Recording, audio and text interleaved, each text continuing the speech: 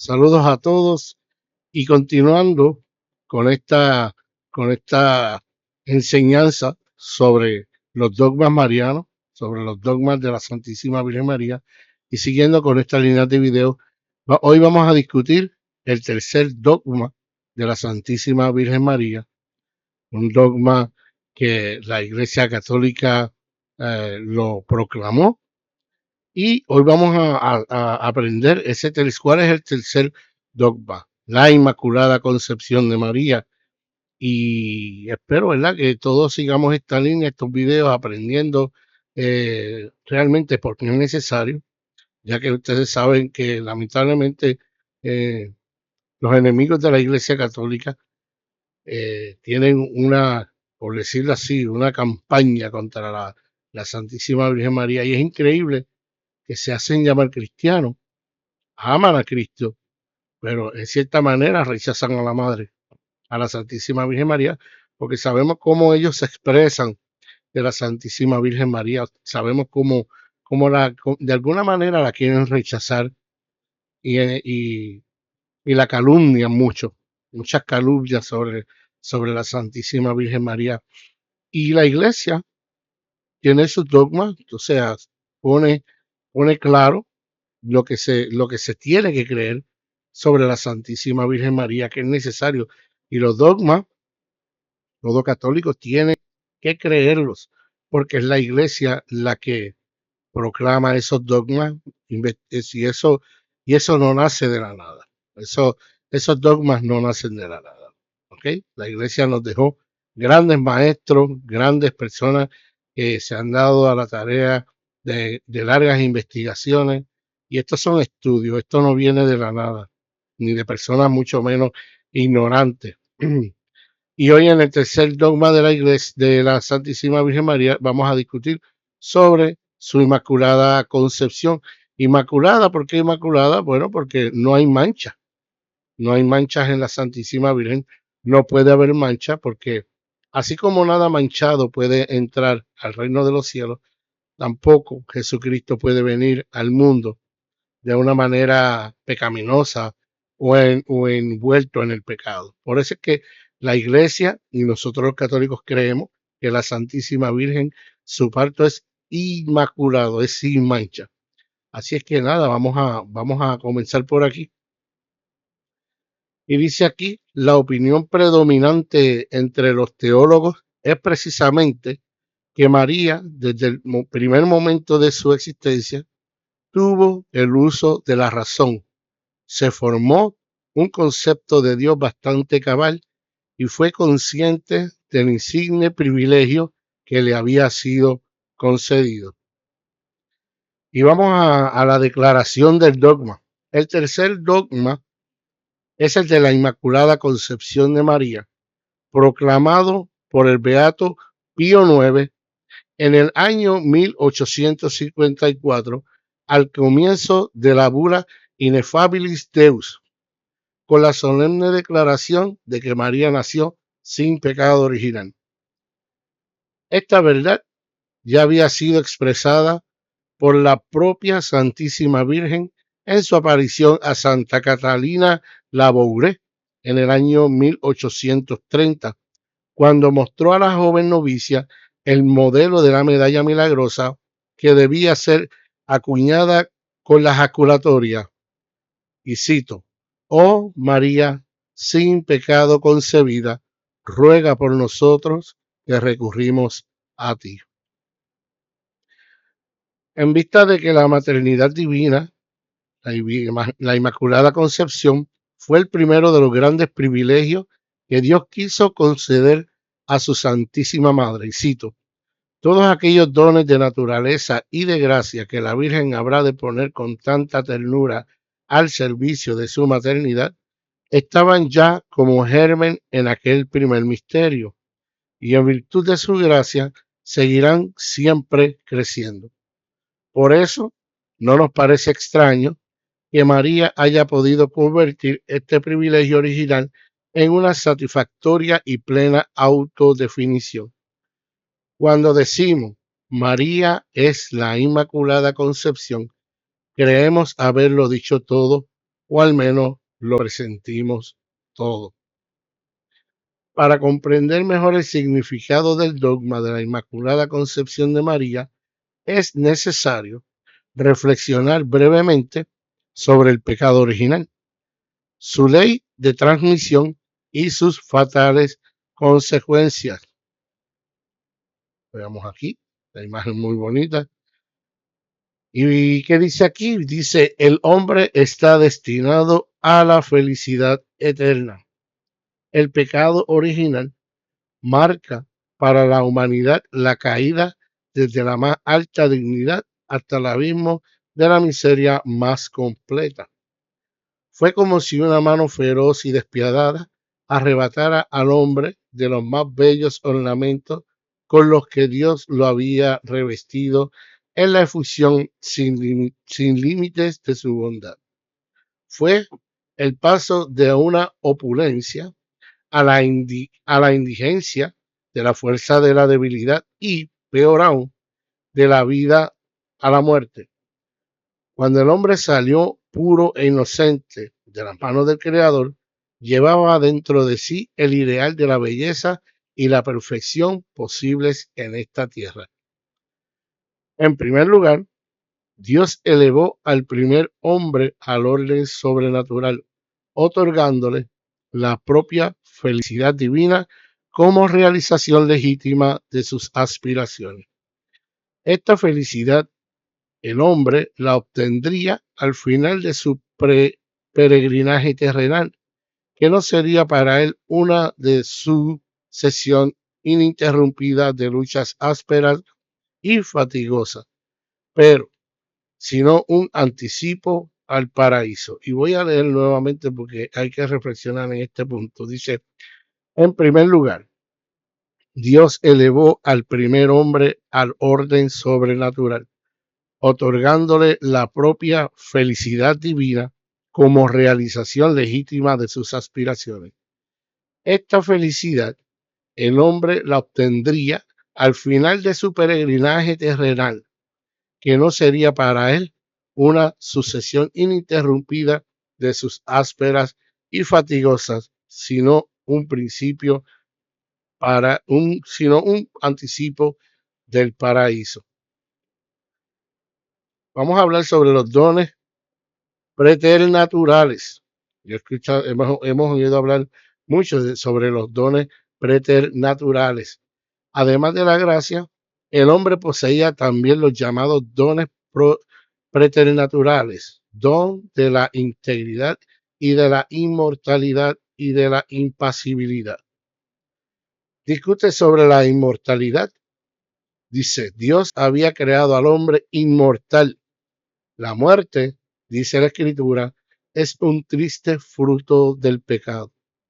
No era la primera intención de Dios. Y dice aquí, Deus mortem non feti. O sea, que significa, no era la primera intención de Dios. El hombre viviría durante algún tiempo en la tierra y luego sería transportado por el Creador al jardín del cielo, sin pasar por la tenebrosa región de la muerte. Y cito, del árbol del conocimiento del bien y del mal no comerás, porque el día en que comas de él, dijo Dios, tendrás que morir. Y eso lo vemos en Génesis capítulo 2, versículo 17. O sea, es decir, te volverás mortal. Por lo tanto, el hombre sin pecado habría sido inmortal. ¿Tú te imaginas? A mí a veces yo trato de imaginar la eternidad, pero a mí en el racionamiento humano me es muy difícil eh, o sea, algo eterno, una existencia eterna, que eso es una maravilla, pero aquí en este cuerpo no se nos hace muy difícil entenderlo y como que materializarlo es bien difícil. El otro punto sobre la impasibilidad, también habría sido impasible, exento de toda inquietud, tristeza y sufrimiento. Las aflicciones que le sobreviven al hombre, que tendrá que ganarse el pan con el sudor de su frente, y a la mujer que se verá humillada en sus cualidades de madre y esposa, solo vinieron después de la transgresión del precepto divino. O sea, si no hubiese habido esa interacción entre la mujer y la serpiente, pues es lo que se sabe. La vida de nosotros, el plan de Dios era perfecto y fue el pecado el que corrompió esos planes divinos, los planes de Dios, y tuvo que entonces recurrir a enviar a su hijo para pagar por ese grave error que cometió Eva. En este otro punto habla sobre la integridad. Tal era pues la dichosa condición del hombre inocente. Todo era perfecto en él. Todas las fuerzas de la naturaleza humana estaban orientadas hacia el bien, sin el dolor, las necesidades de la vida o el miedo a la muerte le causarán molestia alguna. Su inteligencia se sometía amorosamente a Dios, sus facultades inferiores y la inteligencia y su cuerpo al alma. La naturaleza exterior, gracias a la intervención especial de la providencia, era dócil para el hombre y estaba a su servicio. El diablo podía tentarlo, como efectivamente lo hizo, pero no tenía ningún poder sobre él. Vamos a hablar aquí sobre el pecado de Adán. Cito, pero el hombre pecó, no fue fiel en la prueba, ni observó la condición a la que Dios había supeditado la conservación, perdón, de los dones concedidos gratuitamente. Por eso le fueron arrebatados. A causa del pecado de Adán, la gracia desapareció. Densas tinieblas poblaron su espíritu. Su voluntad se sintió inclinada al mal. Las pasiones se independizaron de la razón y aparecieron dos terribles aspectos, el dolor y la muerte. El diablo, también victorioso sobre el hombre, adquirió un dominio fatal sobre él, que Dios permite para humillar el pecado y al pecador. Cito, la espantosa catástrofe causada por el pecado de Adán no era algo exclusivo, restringido solo a él. No, este pecado iba a ser transmitido por él con todas sus lamentables consecuencias a toda su descendencia, a todos nosotros. Nosotros nacemos con la mancha del pecado, ese tan llamado pecado original. Al pecar, Adán empañó no solo su propia persona, sino toda la naturaleza humana. Y bien lo dice el Salmo, pecador nací, me concebiste desde el vientre de mi madre. ¿Sabes? Nosotros nacemos con esa mancha y es por eso que es necesario para nosotros limpiarnos de la mancha del pecado original, el bautismo. Y el pecado, esa mancha la tenemos desde que nacemos.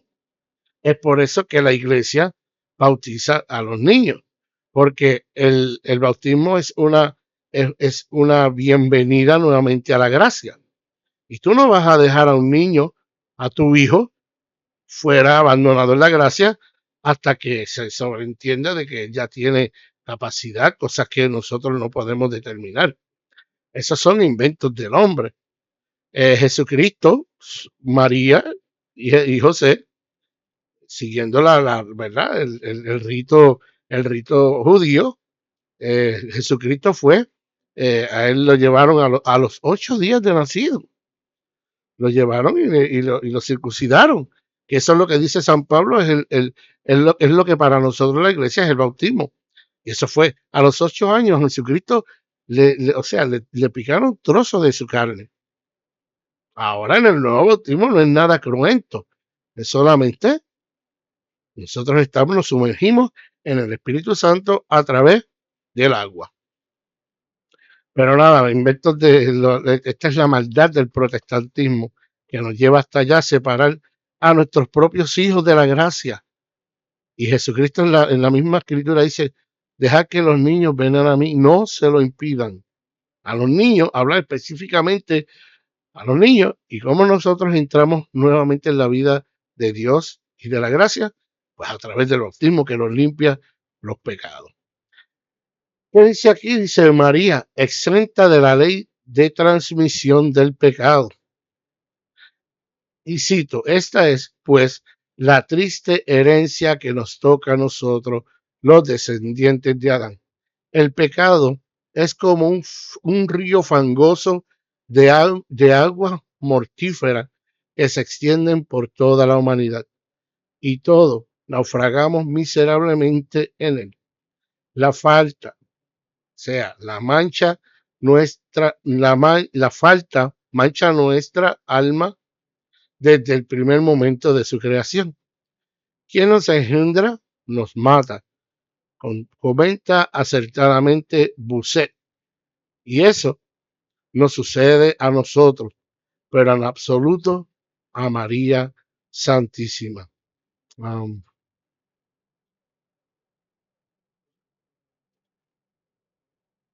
Dice aquí, María confirma el dogma. Yo soy la Inmaculada Concepción. Como ya hemos mencionado, la Santísima Virgen se apareció a Santa Catalina Laboure y le entregó la medalla milagrosa con la ejaculatoria que atestigua su Inmaculada Concepción. Más de 2 décadas antes de que se proclamara este dogma. 2 décadas antes de que ya la Iglesia proclamara el dogma, la Santísima Virgen María ya había hecho llegar a Santa Catalina la medalla milagrosa con esa ejaculatoria que atestigua la Inmaculada Concepción. Y continuó. Y después de que hubiera sido proclamado, aunque aún fuera poco conocido, en una de las apariciones de la Virgen a Santa Bernabé Soubirous, una niña sencilla y analfabeta que ni siquiera había conseguido completar su preparación para la primera comunión debido a la dificultad que tenía para leer. María Santísima confirmó una vez más lo que el magisterio de la Iglesia había determinado sobre su origen inmaculado. Dice aquí, el 25 de marzo de 1858, fiesta de la Anunciación de la Santísima Virgen, se le apareció por 16ª vez a Santa Bernabé en la gruta de Masabiel, a orillas del Gabé, en las proximidades del entonces pueblecito Pirenai. Voy a ir suave aquí porque es una palabra un poco, ¿verdad? Pirenaico, del entonces pueblito pirenaico de Lourdes. La pastorcita había estado sometida a la presión de las autoridades civiles y eclesiásticas que cuestionaban las apariciones. Las apariciones de la Virgen María, pues la iglesia, cuando son privadas, la iglesia pues no nos exige que nosotros tengamos que, como los dogmas, creerlo, ¿verdad? Pero siempre tienen su mucho que aportar. Durante ella, la Virgen transmitió un mensaje de penitencia, le enseñó a rezar el rosario y le dijo, finalmente, que era la Inmaculada Concepción y que deseaba que se construyera allí una capilla, para lo cual Bernabé debía comunicárselo al párroco. Pero la respuesta que obtuvo de él fue que la petición solo sería atendida si la, cito, aparición le decía quién era. Así que Bernabé le pidió a la bella señora que se identificara y dijera su nombre, para que ella pudiera decírselo a los sacerdotes. La niña dijo, señorita, ¿sería tan amable de decirme quién es usted, por favor? La ternura de los niños. Dice señorita, sería tan amable, y le dice señorita, fíjate, sería tan amable de decirme quién es usted, por favor. La Virgen se limita a sonreír, que ya me imagino como la Virgen, esa sonrisa de la Virgen. La Virgen se limita a sonreír. La pastorcita repite la pregunta una segunda y una tercera vez en tono suplicante. A la cuarta vez, cito, la señora, que hasta entonces había mantenido las manos unidas, abrió los brazos como la medalla milagrosa, dejando deslizar su rostro de alabastro y de oro hasta la muñeca. Luego volvió a juntar las manos en actitud de oración, apoyadas en el pecho. Por fin, levantando los brazos y los ojos al cielo, dice, yo soy la Inmaculada Concepción. Se me paran hasta los pelos, porque tú te imaginas, eso es poderoso. Yo soy la Inmaculada Concepción, por boca de la Santísima Virgen María. O sea, esto no son cuentos, gente, esto es por boca de la Santísima Virgen. Conociendo a la niña y sus limitaciones, el párroco tomó la respuesta como una señal inequívoca de que las apariciones eran verdaderas. Se trataba efectivamente de la Santísima Virgen, así que llevó el caso a las autoridades eclesiásticas y al sumo pontífice. Dice aquí en letras pequeñas, Bernabé había preparado durante mucho tiempo esta fórmula ceremonial. Mademoiselle voulez vous avoir la bonté de dire qui vous êtes, s'il vous plaît. Vamos a ver qué es lo que significa, pero se escucha bonito. Cito, María igualmente no estuvo jamás sujeta al error, a la ilusión. Su juicio fue siempre claro y recto. Si no tenía luz suficiente sobre alguna cosa, suspendía el juicio y evitaba la precipitación, que es la causa del error. Es como lo dicen las letanías, sede de la sabiduría, la madre del buen consejo. ¿Por qué la Virgen Inmaculada fue sometida al dolor y a la muerte? Wow. Pregunta, ¿por qué la Virgen Inmaculada fue sometida al dolor y a la muerte? Cito, pero ¿por qué el privilegio de la Inmaculada Concepción no sustrajo a María del dolor y de la muerte, consecuencias del pecado original? El dolor y la muerte de María, en verdad, lo mismo que en Jesucristo, no fueron como en nosotros, consecuencias del pecado original que nos había ajado ni manchado. Fueron consecuencias de la naturaleza humana, o sea, eran criaturas que tenían que morir en su momento. Que de por sí, como la naturaleza del animal está sujeta a los dolores y a la muerte corporal, solo por privilegio especial estaba exento de dolores y de la muerte. Adán, si hubiese conservado la inocencia. Y repito aquí, fueron consecuencias de la naturaleza humana, que de por sí, como la naturaleza del animal, está sujeta a los dolores y a la muerte corporal. Solo por privilegio especial estaba exento de dolores y de la muerte Adán, si hubiese conservado la inocencia. Si no hubiese habido ese pecado, la historia hubiera sido completamente diferente. Jesús, para ser nuestro redentor con su muerte sobre la cruz, fue virginalmente concebido en carne mortal, en carne pasible, y aceptó voluntariamente los sufrimientos y la muerte por nuestra salvación. María, a su ejemplo, aceptó voluntariamente el dolor y la muerte para unirse al sacrificio de su Hijo, para expiar en unión de Él y para nosotros rescatarnos. Hablaremos más acerca de la muerte de la Santísima Virgen cuando mencionemos el último dogma que trata sobre la asunción al cielo. Y esto es un dogma que todos los dogmas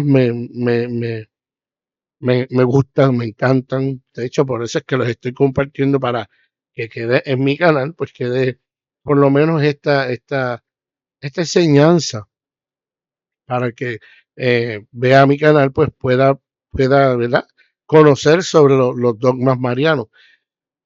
Pero, honestamente, el próximo video para mí va a ser un video súper, súper, súper, eh, me va a llenar como de entusiasmo, porque siempre he querido, y yo esto lo leo al momento, lo comparto con ustedes.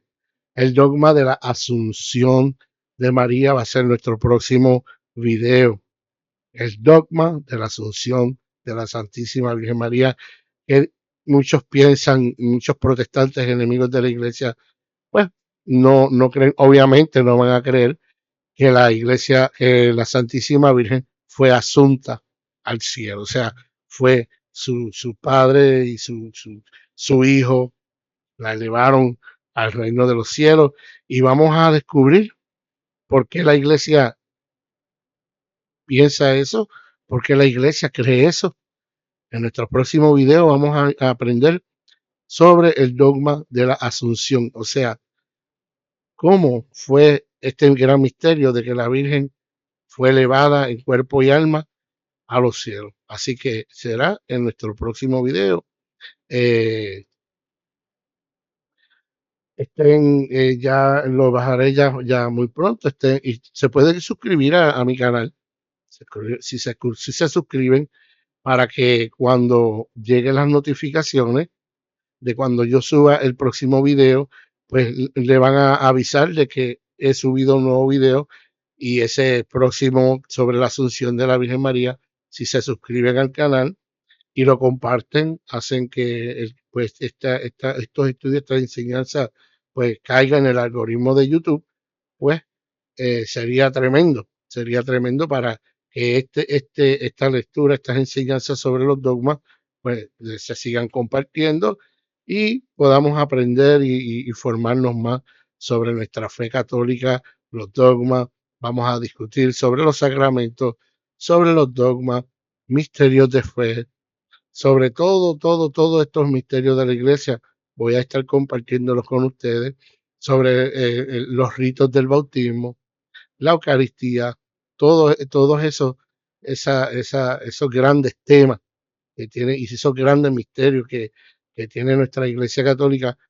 Aquí en mi canal voy a estar compartiéndolo con todos ustedes y espero que, ¿verdad?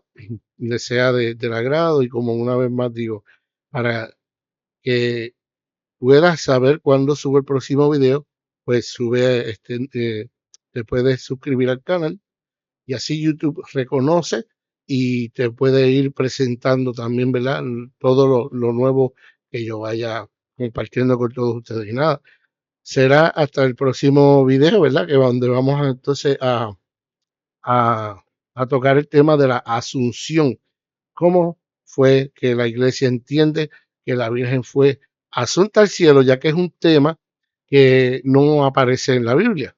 La asunción de la Santísima Virgen María no es un tema que aborda, está en la Biblia, pero sabemos que nosotros, la Santa Iglesia Católica, nosotros los católicos, además de las Sagradas Escrituras, tenemos también, tenemos una tradición, tenemos un magisterio, ¿verdad? Tenemos una iglesia, o sea, tenemos todos esos datos, los tenemos ahí, pero y por eso es que es bien importante, y yo lo comparto, y es bien importante hacer hincapié, compartirlo, y nosotros formarnos los católicos, porque la Iglesia Católica tiene siglos de existencia, y la Iglesia ha pasado por siglos de mucha historia, y ha tenido experiencia, y ha pasado por batallas, y han surgido grandes hombres, han surgido grandes villanos en la iglesia. Estamos hablando de muchos siglos, estamos hablando de muchos, muchos años de la iglesia militante, esta iglesia evangelizadora, esta iglesia que nos ofrece la misa, la Eucaristía, una misa que está llena de misterio, y todo eso lo vamos a discutir en este canal. Así que nada, será hasta el próximo video y pues y muchas bendiciones para todos y que viva la Santísima Iglesia Católica.